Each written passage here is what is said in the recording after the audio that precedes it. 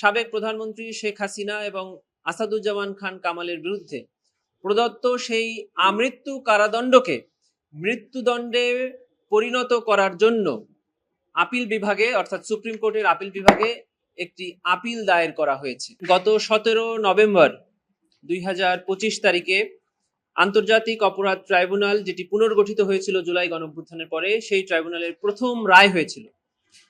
সেই রায়ে সাবেক প্রধানমন্ত্রী শেখ হাসিনা এবং সাবেক স্বরাষ্ট্রমন্ত্রী আসাদুজ্জামান খান কামালের বিরুদ্ধে 3টি অভিযোগে ট্রাইব্যুনাল সাজা প্রদান করেছিলেন।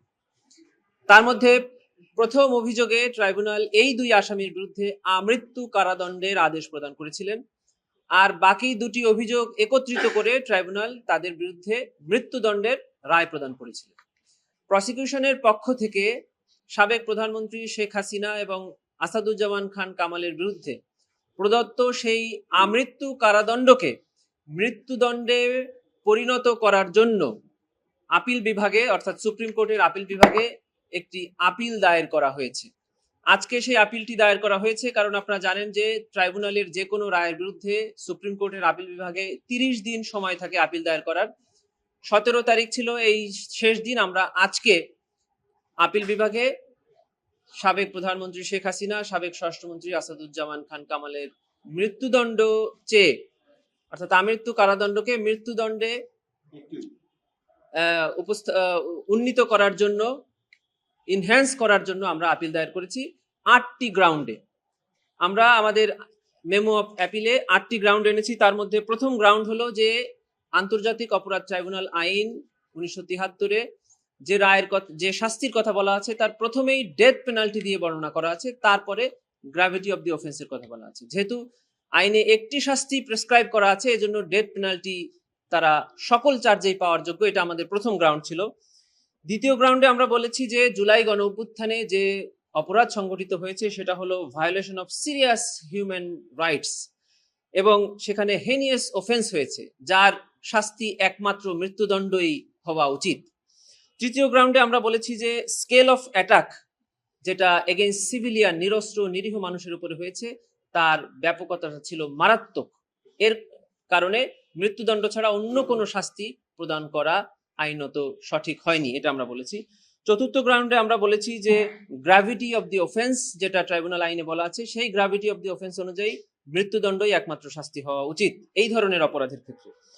পঞ্চম গ্রাউন্ডে আমরা বলেছি যে শুধুমাত্র আসামির অধিকার দেখলেই হবে না, এখানে রাইটস অফ দি ভিকটিমস এবং সোসাইটির রিজনেবল এক্সপেকটেশনটাও দেখতে হবে।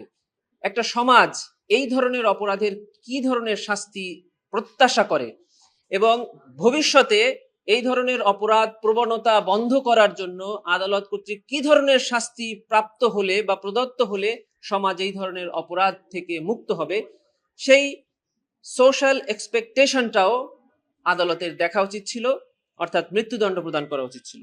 আমরা ষষ্ঠ গ্রাউন্ডে বলেছি যে এই আসামিরা উইলফুলি এবং ইন্টেনশনালি ফিউজিটিভ আছেন। তারা জানছেন যে তাদের বিরুদ্ধে এই ট্রাইব্যুনালে মামলা চলছে, সাজা হচ্ছে, অ্যাপিলের মেয়াদ 30 দিন। এগুলা জেনেই তারা নিজেদেরকে পলাতক রেখেছেন এবং পলাতক থেকে বিভিন্ন ট্রায়ালে বাধা প্রদান করার জন্য বিভিন্ন বক্তব্য, বিবৃতি প্রদান করে যাচ্ছেন। এই ধরনের আচরণের ক্ষেত্রে তাদের শাস্তি প্রদানের ক্ষেত্রে লেইন এন্ড ভিউ নেওয়ার কোনো সুযোগ নেই। এবং শেষ আর্গুমেন্ট হিসাবে আমরা বলেছি যে এই আসামিদের প্ররোচনা এবং ইনস্ট্রাকশন এবং অর্ডারে যে ধরনের কিলিং হয়েছে, এই কিলিংগুলো হলো পৈশাচিক কিলিং।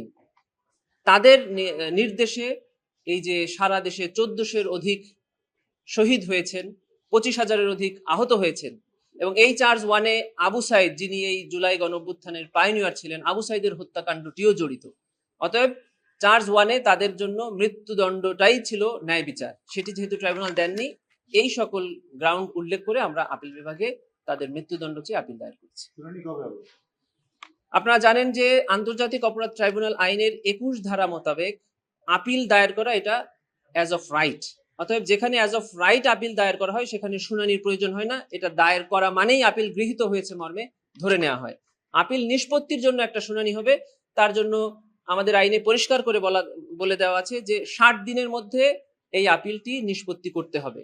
আমরা আফটার ভ্যাকেশন আমরা ট্রাইব্যুনালে আপিল বিভাগের চেম্বার জাজে এটাকে দ্রুত হিয়ারিং এর জন্য অর্থাৎ ফিক্স করার জন্য আনবো, তারপরে মেনশন করে আমরা যত দ্রুত সম্ভব, যেহেতু আইনে 60 দিন বলা আছে, আশা করছি তার আগেই অ্যাপিলেট ডিভিশন এই অ্যাপিলটি নিষ্পত্তি করবে।